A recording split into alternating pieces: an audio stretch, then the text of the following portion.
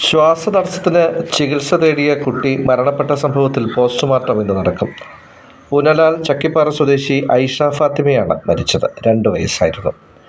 കാട്ടാക്കട മമൽ ആശുപത്രിയിലുണ്ടായ ചികിത്സാപ്പിഴവാണ് കുട്ടിയുടെ മരണത്തിന് കാരണമെന്ന് പിതാവ് സിദ്ദിഖ് വ്യക്തമാക്കിയിരുന്നു. രാവിലെ 11 മണിയായപ്പോൾ മമൽ ആശുപത്രിയിൽ നമുക്ക് ഹാർട്ട് ബീറ്റ് കൂടുതലുള്ളതുകൊണ്ട് ആശുപത്രി കാണിക്കാൻ കൊണ്ടുപോയി. നേരത്തെ അവിടെ തന്നിരുന്ന ഈ ബോട്ടിൽ യൂറിനും എടുത്ത് ബ്ലഡും ടെസ്റ്റ് ചെയ്ത് അവിടെ കാണിച്ചു. എന്നിട്ട് നേരെ അരുൺ വാര്യർ എന്ന് പറഞ്ഞ ഡോക്ടറിൻ്റെ OPയിൽ കൊണ്ട് കാണിച്ചു. അപ്പോൾ ഡോക്ടർ പറഞ്ഞു മോൾക്ക് ശ്വാസം മുട്ടൽ കൊണ്ട് ആവി എടുക്കണം, വേറെ മരുന്നും വയ്ക്കണമെന്ന് പറഞ്ഞു. പിന്നെ അവിടെ നിന്ന് നേരെ ICUയിൽ കൊണ്ടുപോയി. അവിടെ നിന്ന് ഈ സാധനങ്ങൾ ലിസ്റ്റ് എഴുതുന്നത് ഞാൻ വാങ്ങിച്ചു കൊടുത്തു. ഒരു ആവി പിടിച്ച് കുറേ നേരം ആവി പിടിച്ചതിന് ശേഷം മോൾ പറഞ്ഞു മോൾക്ക് വെള്ളം വേണമെന്ന് പറഞ്ഞു, പിന്നെ മുട്ടായി വേണമെന്ന് പറഞ്ഞു. അങ്ങനെ ഞാൻ ഇത് രണ്ടും വാങ്ങിച്ചുകൊണ്ട് വന്നപ്പോഴത്തേക്ക് ഈ ആവി മാറ്റുന്നതൊക്കെ മാറ്റി നോർമലായിരിക്കുകയാണ്, കളിച്ച് ചിരിച്ചിരിക്കുകയാണ്. അതിനുശേഷം ഒരു മോളെ കൈ ഇങ്ങനെ നീട്ടിയിട്ട് ഈ കൈയിൻ്റെ ഈ 2 സൈഡിൽ 2 ഇഞ്ചക്ഷൻ എടുത്തു. ആ ഇഞ്ചക്ഷൻ എടുത്തപ്പോൾ എൻ്റെ മോള് ചീറി ഇങ്ങനെ കോണിപ്പോയിട്ട് ഇങ്ങനെ ശ്വാസം കിട്ടാതെ 3-4 പ്രാവശ്യം ഇങ്ങനെ ഇളുത്തിട്ട് അവളവിടെ കുഴഞ്ഞ് വീഴുകയാണ് ചെയ്തത്. അപ്പോഴെന്നെ അടുത്ത ഡോക്ടർമാർ ഓടി വന്നു. നെഞ്ചിൽ കുറേ പ്രാവശ്യം ഒരു 10-30 മിനിറ്റോളം CPR ECG ഒക്കെ വെച്ച് നോക്കി. രക്ഷപ്പെടാതെ നമ്മൾ പോലും പറയാതെ ഇവർ നേരെ ആംബുലൻസിൽ കയറ്റി. നമ്മളാരെയും കയറ്റിയില്ല. ഇവർ 2 ഡോക്ടർമാർ, അരുൺ വാര്യർ ഡോക്ടറും ആ ഡോക്ടറിനെ അസിസ്റ്റ് ചെയ്ത ഡോക്ടറും ഒരു നേഴ്സും പിന്നെ ആംബുലൻസിലെ 2 സ്റ്റാഫുകളും കൂടി ചേർന്ന് നമ്മളെ കയറാൻ സമ്മതിച്ചില്ല. അപ്പോൾ ഞാൻ ബഹളം വെച്ച് ഞാൻ പറഞ്ഞു എവിടെ കൊണ്ടുപോകണമെന്ന് വെച്ചാൽ നെയ്യാർ മെഡിസിറ്റിയിൽ വന്നാൽ മതി എന്ന് പറഞ്ഞു. പിന്നെ ഉമ്മയും കൂടെ കയറ്റിക്കൊണ്ട് നെയ്യാർ മെഡിസിറ്റിയിൽ കൊണ്ടുപോയി. അവിടെ കൊണ്ടുപോയി ഒരു അരമണിക്കൂർ കഴിഞ്ഞപ്പോൾ ഡോക്ടർ, അവിടുത്തെ ഡ്യൂട്ടി ഡോക്ടർ വിളിച്ച് എൻ്റെ അടുത്ത് പറഞ്ഞു, ചേട്ടാ ഇത് ആദ്യമേ കൊണ്ടുവന്നപ്പോഴേ ഡെറ്റായിരുന്നു, മരണപ്പെട്ടാണ് കൊണ്ടുവന്നത്. അതിനുശേഷം നമ്മളൊരു 10 പ്രാവശ്യം മരുന്ന് കൊടുക്കാം, ആ മരുന്ന് കൊടുത്തിൻ്റെ ആ ഒരു സഹായത്തോടു കൂടി തിരിച്ച് കൊണ്ടുവരാൻ നോക്കാം. അത് കഴിഞ്ഞ് കഴിഞ്ഞാൽ സ്ഥിരീകരിക്കേണ്ടി വരും. അപ്പം രണ്ടാമത്തെ പ്രാവശ്യം മരുന്ന് കൊടുത്തപ്പോൾ തന്നെ അവർക്കൊരു 10 മിനിറ്റോളം ഹാർട്ട് ബീറ്റ് ഉണ്ടായിരുന്നു. അത് കഴിഞ്ഞതിന് ശേഷം ഓട്ടോമാറ്റിക്കായിട്ട് നിൽക്കുകയും ചെയ്തു. പിന്നെ ഒരു 8 പ്രാവശ്യം ഇവിടെ തുടരെ മരുന്ന് കൊടുത്തതിന് ശേഷം റിയാക്ട് ചെയ്യാത്തതുകൊണ്ട് അവർ മരണം സ്ഥിരീകരിച്ചു. ഇതിനു മുമ്പ് എന്താണ് ഇതിനു മുമ്പ് കണ്ണിങ്ങനെ നീര് കയറിയിട്ട് ആര്യനാട് ആശുപത്രി കൊണ്ടുവന്ന് കാണിക്കുകയാണ് ചെയ്യുന്നത്. അപ്പോൾ അവർ ഡോക്ടർ പറഞ്ഞു കുറവില്ലെങ്കിൽ കുട്ടികളുടെ ഡോക്ടറെ കാണിക്കാൻ പറഞ്ഞു. അങ്ങനെ 19-ാം തീയതി മമൽ ആശുപത്രി കൊണ്ട് കാണിച്ചപ്പോഴാണ്, അന്ന് സത്യനേശൻ ഡോക്ടറാണ് ഇരുന്നത്. സത്യനേശൻ ഡോക്ടർ പറഞ്ഞു അന്ന് ഈ കണ്ണ് എന്തുകൊണ്ടാണ് വീക്കം വന്നതെന്ന് അവർക്ക് അറിയാൻ പറ്റുന്നില്ല. അപ്പോൾ ഒന്ന് കണ്ണാശുപത്രി കാണിക്കാൻ പറഞ്ഞു.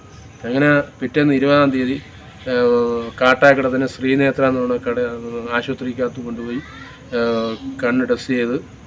അപ്പോൾ ഡോക്ടർ പറഞ്ഞതെന്ന് പറഞ്ഞു കഴിഞ്ഞാൽ ഒന്നുകിൽ വസ്ത്രം ഇടുമ്പോഴോ അല്ലെങ്കിൽ ആഹാരത്തിൽ കൂടെയാണ് ഈ അലർജി വന്നത്, പ്രശ്നമൊന്നുമില്ല, 2 മാസം ഒഴിക്കാനെന്ന് പറഞ്ഞ് ഒരു തുള്ളിമരുന്ന് തന്നുവിട്ട് അത് ഒഴിച്ച് പിറ്റേന്ന് ഇന്നലെ ആയപ്പോൾ നല്ല കണ്ണൊക്കെ തുറന്ന് നല്ല കുഴപ്പമില്ല. അങ്ങനെ ഇന്ന് രാവിലെ ആയപ്പോൾ അവർക്ക് ഹാർട്ട് ബീറ്റ് കേൾക്കുന്നുണ്ട്, ശ്വാസം മുട്ടല്ല, ഹാർട്ട് ബീറ്റ് നല്ല പടപട അടിക്കുന്നുണ്ട്. അങ്ങനെ നേരെ അവിടെ ആശുപത്രി കൊണ്ട് ഞാൻ പറഞ്ഞല്ലോ. മമൽ ആശുപത്രിയിൽ ചികിത്സാ പിഴവ് ഉണ്ടായിട്ടില്ല എന്ന് മമൽ ആശുപത്രി MD അജയ്കുമാറും കുട്ടിയെ ചികിത്സിച്ച ഡോക്ടർ അരുൺ വാര്യരും പറഞ്ഞു. ഐഷ ഫാത്തിമ എന്ന് പറഞ്ഞൊരു കൊച്ചിനെ 19-ാം തീയതി ട്രീറ്റ്മെൻറ്റിന് ഇവിടെ കൊണ്ടുവന്നു. ഞാൻ ഡോക്ടേഴ്സുമായിട്ട് തിരക്കേണ്ട അടിസ്ഥാനത്തിൽ 19-ാം തീയതി ഇവിടെ ട്രീറ്റ്മെൻറ്റിന് വരികയും സത്യനേശൻ ഡോക്ടറെ കാണിക്കുകയും സത്യനേശൻ ഡോക്ടർ കുറച്ച് ബ്ലഡ് ടെസ്റ്റുകളൊക്കെ ആവശ്യപ്പെട്ടപ്പോൾ ഇപ്പം തൽക്കാലം ചെയ്യുന്നില്ല എന്ന് പറഞ്ഞു. അപ്പം ദേഹത്തൊക്കെ നീരൊക്കെ ഉണ്ടായിരുന്നു.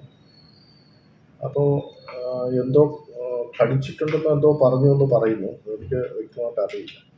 അവിടുന്ന് ഈ കുഞ്ഞിനെ ഡോക്ടർ പറഞ്ഞു ഏതെങ്കിലും കണ്ണാശുപത്രിയിൽ കാണിക്കണമെന്ന്. പെട്ടെന്ന് ഒരു തൊട്ടടുത്ത കണ്ണാശുപത്രിയിൽ എന്തോ കാണിക്കുകയും തിരിച്ച് ഇന്നലെ 22-ാം തീയതി ഇവിടെ 11 മണിക്ക് എത്തുകയും നമ്മുടെ ഈ അരുൺ ഡോക്ടറെ കാണിക്കുകയും ചെയ്തു. അപ്പോൾ അരുൺ ഡോക്ടറെ കണ്ടപ്പം വളരെ ബുദ്ധിമുട്ടാണ്. അതുകൊണ്ട് തന്നെ അരുൺ ഡോക്ടർ കുഞ്ഞിൻ്റെ അച്ഛൻ്റെ പറഞ്ഞ് പെട്ടെന്ന് SITയിലേക്ക് പോകണം. റെഫറൻസ് എഴുതി കൊടുത്തിട്ട് പറഞ്ഞു ഭയങ്കര ശ്വാസം മുട്ടലായതിനാൽ പിന്നെ നെബുലൈസ് ചെയ്തിട്ട് വിടാൻ പറഞ്ഞു. അങ്ങനെ നെബുലൈസ് ചെയ്തുകൊണ്ടിരിക്കുമ്പോൾ കുറച്ച് കൊളാപ്സ് ആവുകയും പെട്ടെന്ന് CPR കൊടുക്കുകയും അത് കഴിഞ്ഞ് ഡോക്ടറൊക്കെ കൂടെ തന്നെ തൊട്ടടുത്ത ഹോസ്പിറ്റലിൽ എത്തിക്കുകയും ഹോസ്പിറ്റലിൽ എത്തിച്ച് പിന്നെ അവിടെ നിന്നും മെഡിസിൻ എടുക്കുകയും ഞങ്ങളുടെ 2 ഡോക്ടേഴ്സും സ്റ്റാഫും കൂടെ പോയി. പിന്നെ സ്റ്റാഫും കൂടെ പോയാണ് അവിടെ ഉണ്ടായിരുന്നത്. ഏകദേശം ഒരു 10-15 മിനിറ്റ് കൂടുതൽ നമ്മളെ ഡോക്ടേഴ്സ് അവിടെ ഉണ്ടായിരുന്നു. അവിടുന്ന് എക്സ്റേ എടുത്തു എന്ന് തോന്നുന്നു. എക്സ്റേ എടുത്തു, പിന്നെ മെഡിസിനൊക്കെ കൊടുത്തു. അതൊക്കെ കഴിഞ്ഞിട്ടാണ് ഇത് സംഭവിച്ചിരിക്കുന്നത്. അത് പിന്നെ നമ്മുടെ കുഞ്ഞിൻ്റെ ഫാദർ തന്നെ ആ കാര്യങ്ങൾ ഡീറ്റെയിൽ ആയിട്ട് പൊട്ടിക്കുന്ന ബൈറ്റിൽ എല്ലാം വിശദമായി പറയുന്നുണ്ട് എന്താണ് സംഭവിച്ചതെന്ന്. തീർച്ചയായും നമ്മളെ സംബന്ധിച്ചിടത്തോളം ഒരു ചികിത്സാ പിഴവ് നമ്മുടെ ഭാഗത്തുനിന്ന് വന്നിട്ടില്ല എന്ന് തന്നെയാണ് നമ്മുടെ ഉറച്ച വിശ്വാസം. പ്രത്യേകിച്ച് ബാക്കിയുള്ളത് ഇന്ന് പോസ്റ്റ്മോർട്ടം ഉണ്ട്, അതുമായിട്ട് ബന്ധപ്പെട്ട് ബാക്കി വരും എന്നാണ് എനിക്ക് പറയാൻ. അവർ പറഞ്ഞു വെച്ചാൽ ഈ നെബുലൈസേഷൻ കൊടുത്തു, അത് കഴിഞ്ഞ ശേഷം ഇഞ്ചക്ഷൻ കൊടുത്തപ്പോഴാണ് ഈ വിഷയം ഉണ്ടാവുന്നതെന്നാണ് ഒരു ആരോപണം പറയുന്നത്. ഇല്ല, ഇഞ്ചക്ഷൻ കൊടുത്തിട്ടില്ല. അത് കഴിഞ്ഞ് കുഞ്ഞ് കൊളാപ്സ് ആയതിനു ശേഷം ഇഞ്ചക്ഷൻ അഡ്രിനാലിൻ എന്നുള്ള ഇഞ്ചക്ഷൻ ലൈഫ് സേവിംഗ് ആയിട്ടാണ് ഞങ്ങൾ കൊടുത്തിരിക്കുന്നത്. അത് കൊടുക്കാതിരിക്കാൻ പറ്റത്തില്ല.